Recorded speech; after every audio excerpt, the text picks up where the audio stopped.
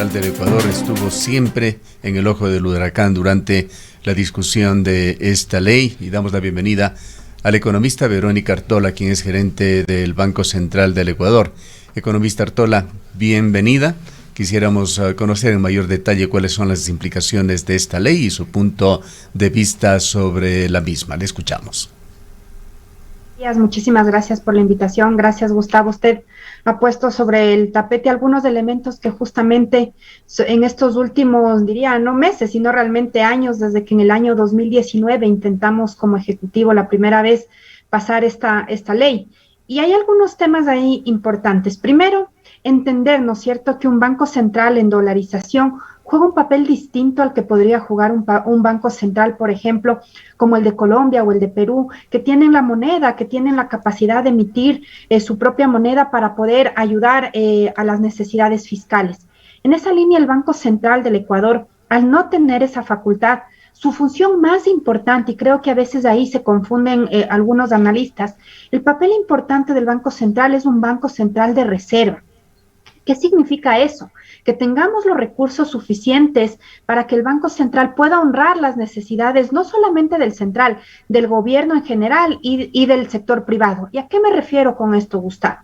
Que la reserva internacional tiene que ser fuerte, tiene que ser líquida, y ahí muchos dicen, bueno, ¿y qué es esto de la reserva? ¿Para qué sirve la reserva? La reserva es toda la liquidez que tenemos en el Banco Central para cubrir las obligaciones que tenemos para comprar, por ejemplo, combustibles, para darles a los bancos y a las cooperativas las monedas y billetes que necesitan. Es como yo siempre pongo el ejemplo, es como el dinero que nosotros tenemos en nuestra billetera, en nuestra cuenta bancaria, y decimos, ok, con esto yo puedo pagar los salarios, yo puedo pagar los impuestos, la hipoteca, los servicios básicos, ¿verdad? Si yo no tengo esos recursos como persona, tengo un problema de liquidez. Lo mismo pasa con el gobierno, lo mismo pasa con el Banco Central. Si la reserva internacional no es lo suficientemente fuerte, tenemos un problema. Entonces, le cuento esta historia para entender por qué llegamos al día lunes pasado al tener ya una ley de defensa de la dolarización. En el año 2014 se cambia la reforma que rige al Banco Central y se permite que el Banco Central pueda otorgar créditos al Ministerio de Economía y Finanzas, que pueda dar dinero a la banca pública. Podría ser interesante, sí, en su momento para reactivar la economía podía funcionar, pero el problema es que ya no se tomaron decisiones de manera técnica independiente para ver la sostenibilidad de esos montos, para ver hasta cuánto podían llegar esos préstamos, y llegó a ser casi de 7,000 millones de dólares. Ese hueco ya no es líquido en el Banco Central, necesitamos recuperar, y por eso la ley de defensa de la dolarización, por eso para empezar a cobrar esas deudas, que ya lo hemos hecho, eso sí, durante estos 4 años, pero sobre todo para tener un cuerpo colegiado independiente, formado por personas que sepan de política monetaria, que no es lo mismo que una política fiscal, que no es lo mismo que una política productiva. Necesitamos de ese cuerpo colegiado para que realmente el Banco Central sea lo suficientemente sólido y no tengamos ningún problema en el futuro, sobre todo para la estabilidad de la dolarización. Economista Artola, muy buenos días. ¿Cuál es la situación de la reserva en este momento? ¿Cuenta con los suficientes activos líquidos para responder con los depósitos que custodia? Si usted nos podría comentar cuál es la situación actual en este momento. Bueno, se ha hecho un esfuerzo muy importante. Desde diciembre del año pasado, la verdad, la reserva está en unos niveles históricos positivos. Desde el año pasado estuvimos alrededor de 7,000 millones de dólares y no ha bajado más allá de los 5,500. El día de ayer cerró en 5,800 millones de dólares. Eso significa que todos los depósitos de los ciudadanos que tienen en los bancos privados está cubierto más allá del 100%. Si vemos de los ciudadanos que tienen en bancos y en cooperativas, está cubierto casi en un 85%. Entonces, por eso es la necesidad de esta ley, ¿no? Porque la idea es que todos los recursos líquidos que tenemos en el Banco Central, que básicamente son los depósitos de los ciudadanos, que indirectamente tienen en el Banco Central, sean cubiertos al 100% por un dólar líquido de la Reserva Internacional. De todas maneras, el mensaje en esta pregunta, y que es muy importante, es está la reserva muchísimo más sólida que hace un año y medio, donde estábamos con una reserva más baja. El gobierno entrante va a recibir también un banco central más sólido, una reserva internacional más sólida, pero eso no quita que hay algunos retos para seguir fortaleciéndola, y por eso justamente hay que seguir trabajando en ya la implementación como tal de esta ley. Economista Artola, si bien algunas de las amenazas son ya cosa juzgada con los resultados electorales que se dieron, bien vale la pena aclarar algunos temas, y aquí quisiéramos conocer también sobre cuál es su posición sobre estos polémicos temas. Usted ha empezado destacando la importancia de esta ley con respecto a proteger las reservas del Banco Central y que estas fueron parte medular de las motivaciones de esta ley. En forma previa a las elecciones, todos los ecuatorianos conocemos la discusión, la polémica pública que se daba con respecto a las ofertas del señor Andrés Arauz de utilizar parte de las reservas del Banco Central en varios proyectos. Habló de ponerse al día, por ejemplo, con los municipios ecuatorianos con estas reservas, de entregar $1,000 a 1 millón de familias en la primera semana de su mandato, que sería ya muy próxima si es que lo hubiese ganado las elecciones. Aquí quisiéramos, con todo el respeto, preguntarle a usted cuál ha sido su papel, su posición en el debate previo, pues incluso se publicaron algunas investigaciones periodísticas que daban cuenta de una relación cercana suya, una relación profesional histórica con el economista Andrés Arauz. Gracias, Gustavo. Como usted también decía al inicio, el Banco Central no ha estado exento, también ha estado en el ojo del huracán durante estos últimos meses, justamente tanto por el tema que usted menciona de las propuestas de campaña del candidato o del ex candidato Arauz, y los temas también de la vinculación de él en el Banco Central. Y para ir explicando uno por uno, el papel del Banco Central, y yo me he mantenido en este cargo desde que inició este gobierno, desde junio del 2017, ha sido siempre un papel técnico, un papel que con información, con datos, con estudios fuertes, ha permitido que se tomen ciertas decisiones. Y por eso yo decía que incluso en junio del 2017, cuando asumo la gerencia y empezamos a ver la situación del Banco Central, yo le explico al señor presidente y le digo, mire, ya seguir haciendo esos préstamos al Ministerio de Finanzas no es viable. El presidente, por supuesto, me ha apoyado durante todos estos años y dijo, ok, detengamos esos préstamos y más bien recuperemos las cosas que el Banco Central prestó. Entonces, en esa línea, en este debate de las propuestas tanto de pagar a los GATS como de los $1,000, nosotros nos manteníamos en que el Banco Central no puede ser visto como la caja chica de necesidades fiscales. No puede el Banco Central o la política monetaria contaminarse con la política fiscal. ¿A qué me refiero? Que las políticas fiscales son de corto plazo, y es correcto porque los ministros de Finanzas, los presidentes de la República piensan de esa manera. Pero un banquero central, un presidente de un banco central, una junta monetaria en este caso, tiene que pensar más allá para la estabilidad de este momento. Por ejemplo, el tema de prestar a los GATS. Los GATS tienen, y por norma, depositado todos sus recursos en el Banco Central. Entonces, no había espacio, o sea, era la misma plata para prestarles a ellos, pero quitando de otra. Y hay que recordar, además, Gustavo, una cosa importante. De los 5.800 millones que yo mencionaba hace un momento, no es que los 5.800 es dueño el Banco Central, o los 5.800 puede disponer el Ministerio de Finanzas. De eso, más o menos, el Ministerio de Finanzas no tiene más allá de 1.000 millones. El resto es de los bancos, que es suyo y mío, que tenemos depositados en los bancos, de las cooperativas, de los clientes, de los socios que tienen depositados, de la seguridad social, de los GATS. Entonces, disponer de esos recursos era usar recursos de terceros que realmente no es válido. Pero sin duda, y perdóneme la interrupción, economista Artola, sin duda hay aquí una discusión, un debate que llega también hasta lo ideológico y que lo hemos visto aplicado en la práctica política en Ecuador. Hay quienes argumentan, como usted lo señala, que estas reservas deben respaldar a la totalidad de los depósitos de los bancos privados en el Banco Central. Pero también, y esto fue una práctica del expresidente Rafael Correa, por ejemplo, el de argumentar y practicar de que estas reservas debían financiar al gobierno para poder ser utilizadas en momentos extremos, y esto eventualmente se lo hizo. Sí, Gustavo, y creo que ese es el punto más importante. Ha sido un debate ideológico, lamentablemente, porque en ciertas cosas yo estoy de acuerdo que la ideología, y es muy respetable, si es derecha, izquierda, de centro, de donde sea, tienes que tener tu ideología y es correcto. Pero en temas tan sensibles, técnicos, como el manejo de la Reserva Internacional, sí hay que dejar en un momento un poquito el lado ideológico y ver los datos. Ver los datos en el sentido de que sí, y yo lo he dicho también públicamente, incluso en mis comparecencias en la Asamblea, yo sí creo que el Banco Central del Ecuador, a pesar de tener o no tener moneda propia, sí puede hacer una política monetaria activa. Pero mi pregunta es, 7.000 millones, 10.000 millones, 20.000 millones, ¿eso no está poniendo en riesgo la dolarización?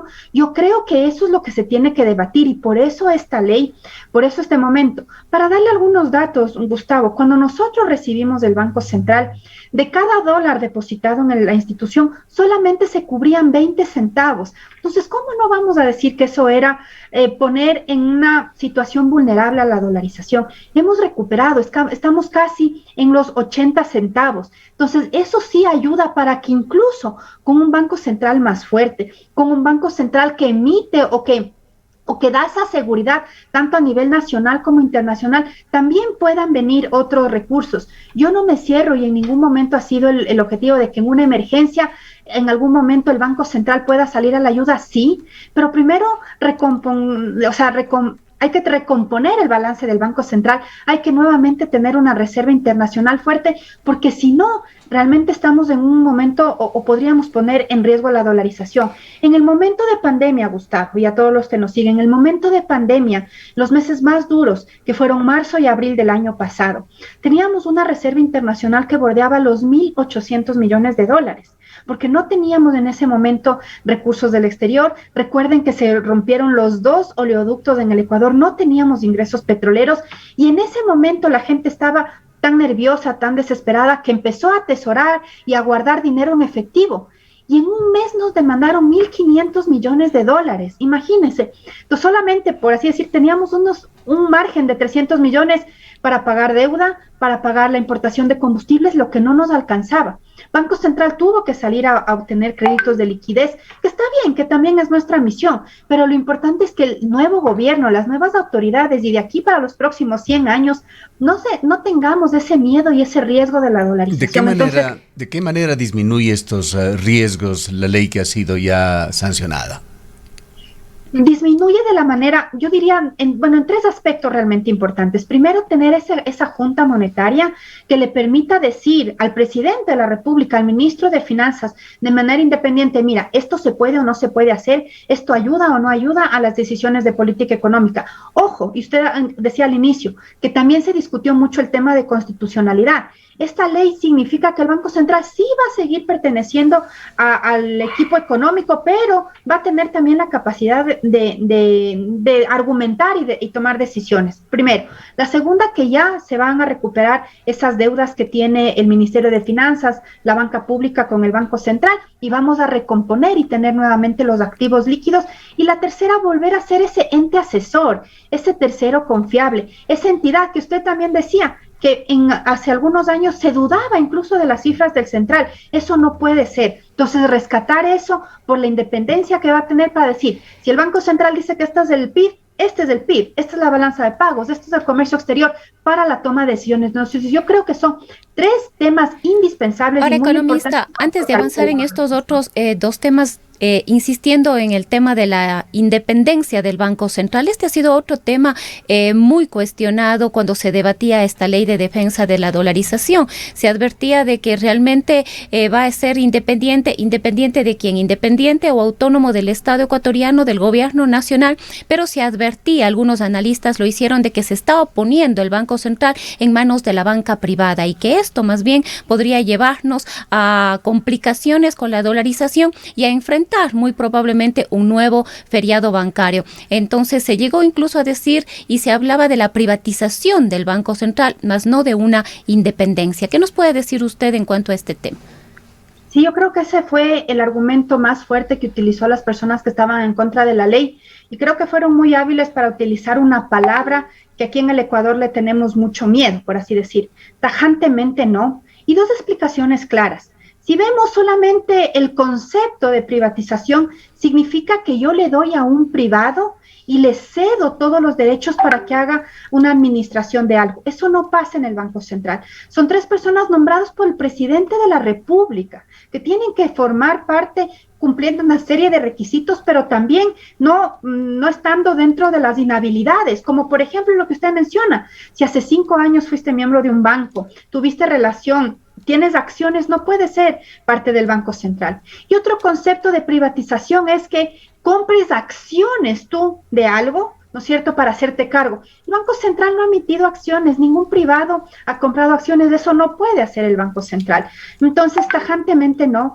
Por supuesto que un feriado bancario, eso no hay en la ley. Yo escuchaba mucho el tema que decían, ya no se va a poder prestar al gobierno, pero dejan la puerta abierta para que se preste al sector bancario. Es mentira, eso es una mentira, porque en ningún artículo de la ley que fue aprobada y que ya está publicada en el registro oficial dice eso. Incluso en la Constitución establece que el gobierno y que el Banco Central no podrá honrar deudas de privados. Había también temas que hablaban de una liberalización de tasas de interés, una liberalización de los costos que pagamos los clientes al usar los servicios financieros.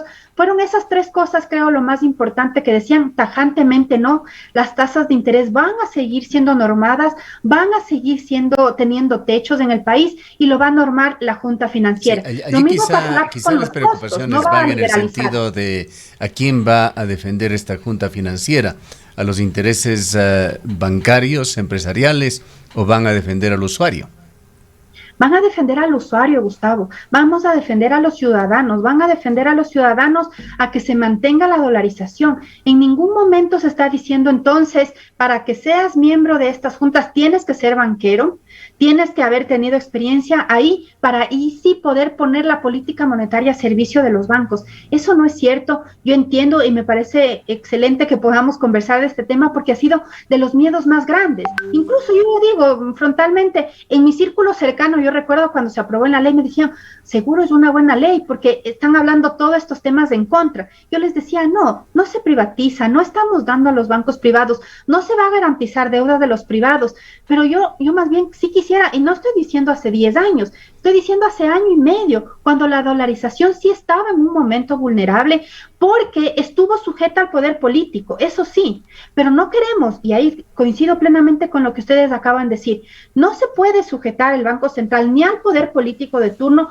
ni al poder económico de turno. También había una confusión, decían que en 1999 el Banco Central tenía una ley como la que está ahora y por eso llegamos al feriado bancario. Falso. En 1999 no había un directorio independiente. En 1999 habían informes técnicos del Banco Central que decía que no se den los préstamos de liquidez y quien presidía el directorio del Central era el superintendente de bancos y le obligó al Banco Central con informe técnico negativo a que dé esos créditos. ¿Por qué retrocedo tanto? Porque no se puede confundir y no hay que confundir a la ciudadanía diciendo que es lo mismo de 1999. Hemos precautelado eso, por eso este directorio no es ni como los 80 donde participaba la Asociación de Bancos, no hay en este directorio eso, no está sujeto al poder político porque no es que preside el ministro de Finanzas como sucede ahora y obligaba al Banco Central a comprar papeles del Ministerio de Finanzas también o al superintendente de bancos que obligaba a dar créditos.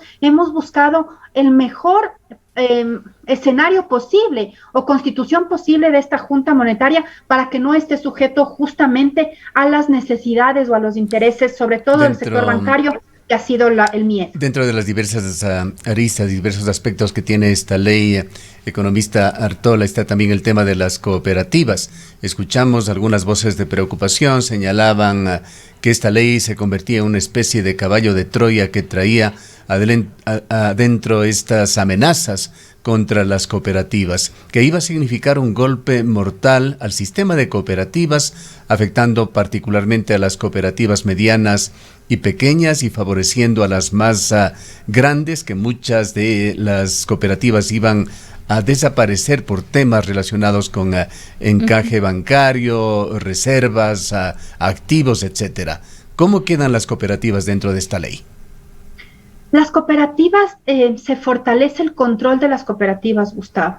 En el Ecuador, lo que menos podríamos permitir en este momento en particular es que esta crisis, porque todavía estamos tratando de salir de la crisis del 2020, que fue dura, que se pase y se contamine el sector financiero. ¿Y a qué me refiero? Que por falta de control y por falta de regulación justamente existan bancos o cooperativas que puedan quebrar y después los ciudadanos, los clientes, los socios queden en indefensión. Lo que ha buscado esta ley es que justamente las cooperativas puedan tener unos controles más fuertes en cierto sentido para ver que están cumpliendo con la normativa, no es nada más. Yo escuchaba también decir, claro, ponen esto porque las cooperativas son competencia de los bancos y como esta ley está hecha para los bancos nuevamente, entonces quieren hacerlas desaparecer. Totalmente falso.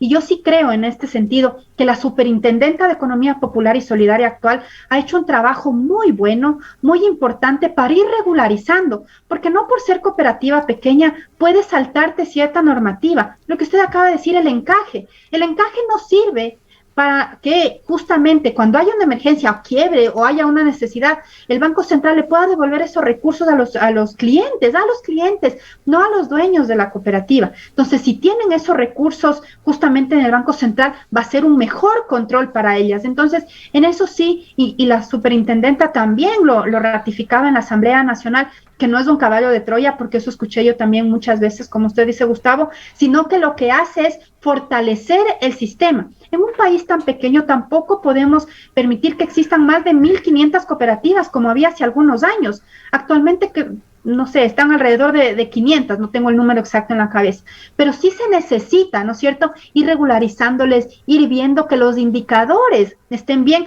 no por el objetivo o porque queramos desaparecerles, sino para precautelar nuevamente a la ciudadanía que tiene sus depósitos en estas instituciones.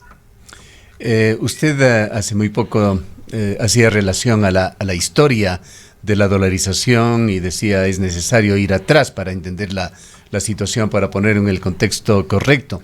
Ahora, justamente y coincidencialmente se da una situación de que pasado mañana el expresidente de la República, Yamil Mahuad, hará el lanzamiento de un libro que es esperado con expectativa en Ecuador.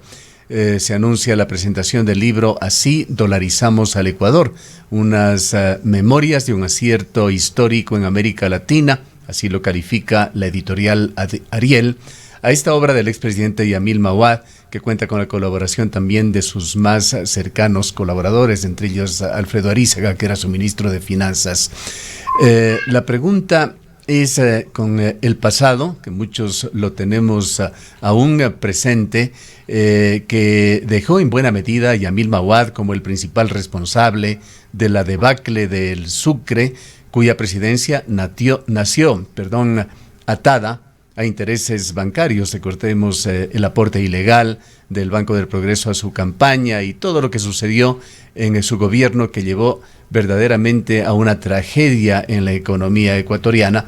Finalmente culminó con dos hechos, uno de ellos que es también resaltado en el libro, que es la firma de la paz con el Perú, y el otro, la dolarización, que hoy es objeto de todo este gran debate nacional y de esta ley de defensa de la dolarización.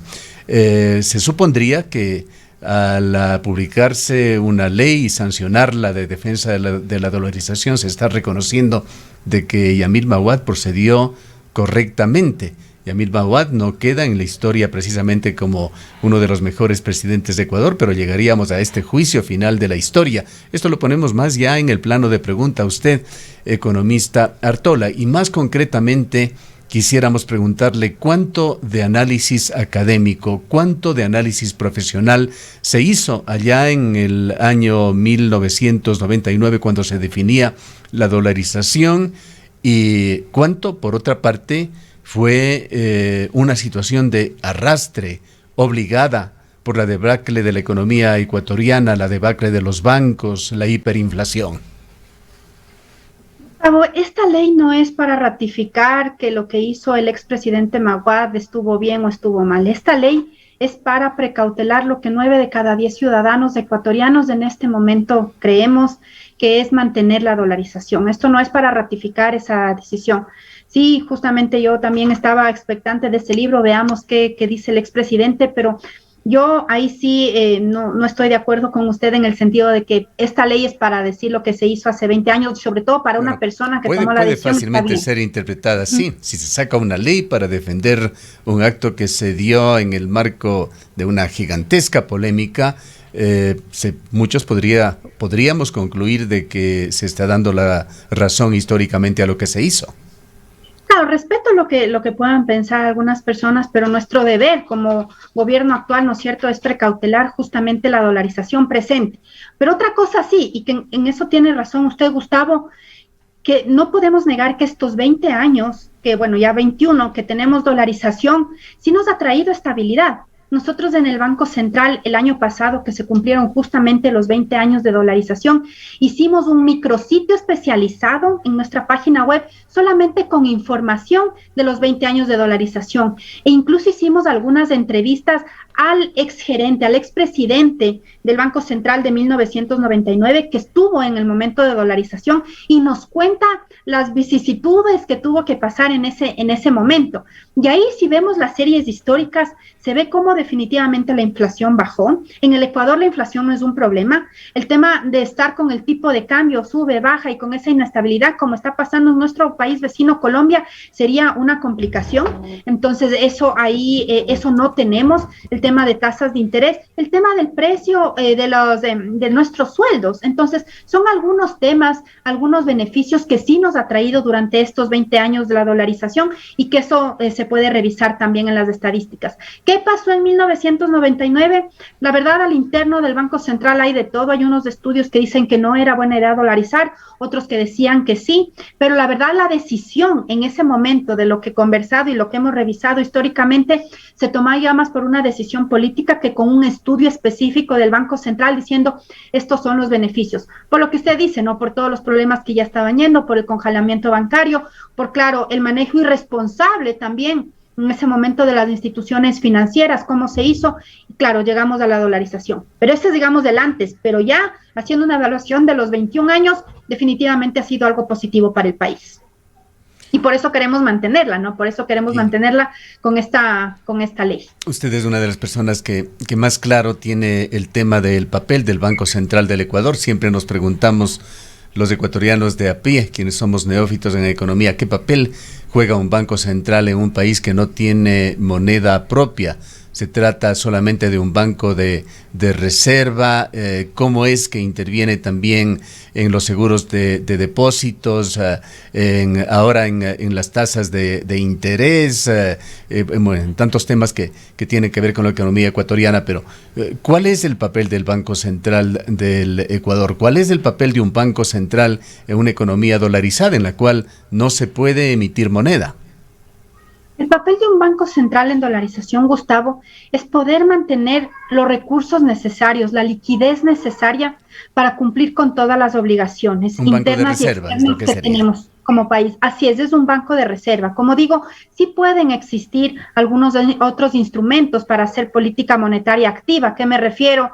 No sé, operaciones de ventanilla de redescuento, de reporto, etcétera. Pero lo más importante es lo que usted dice, un banco de reserva para que en el momento que necesitamos cumplir nuestras obligaciones, que necesitamos dar los dólares en físico, que necesitamos hacer las importaciones, exista la plata, el dinero suficiente en esta institución para no caer en alguna problema de pagos o algún tema que no podamos cubrir. El tema de el dinero electrónico y las posibilidades de emisión de moneda a través de ese mecanismo, ¿cree usted que podrá ser un tema que nuevamente surja en el marco del gobierno que se aproxima del señor Guillermo Lasso?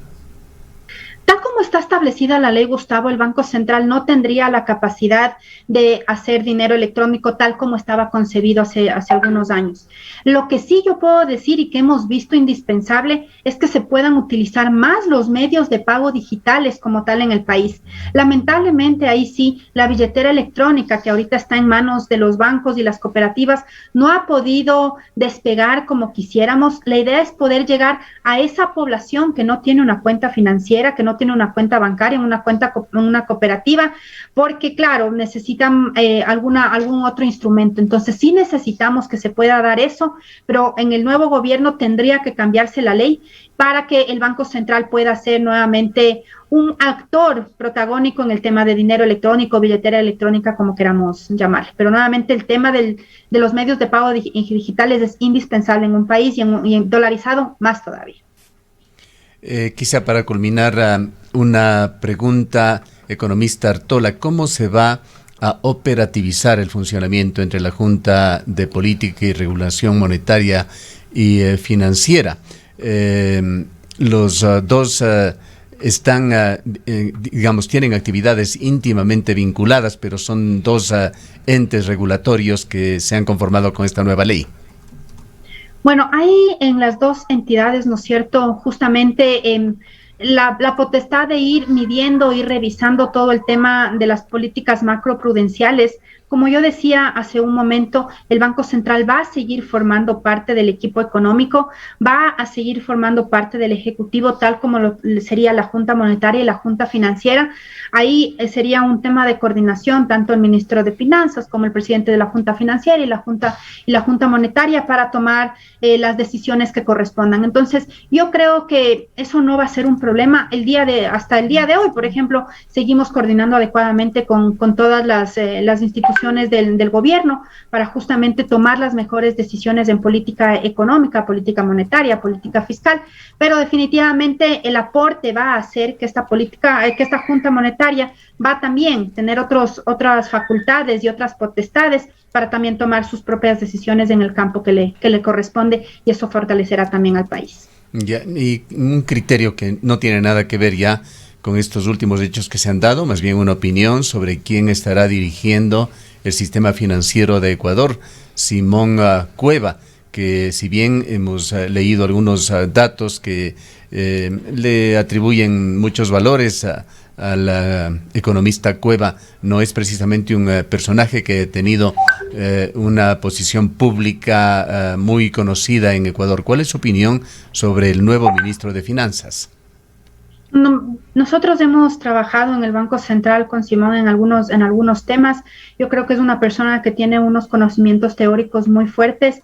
Estuvo también vinculado al Banco Central en algún tiempo, 4 años fue director general de estudios. Entonces yo creo que es una persona que tiene el conocimiento. Obviamente tiene algunos retos. El tema fiscal es un poco más complejo, ¿no es cierto? Y al día a día, el ver la caja, ver los atrasos, ver los pagos y tal.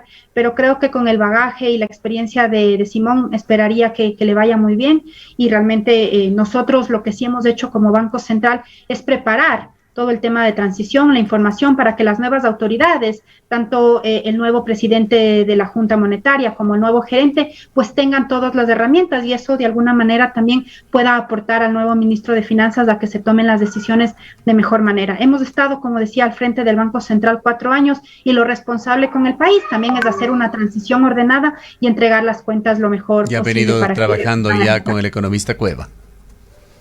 Nosotros particularmente en esta transición no. En esta transición todavía no hemos mantenido ninguna reunión.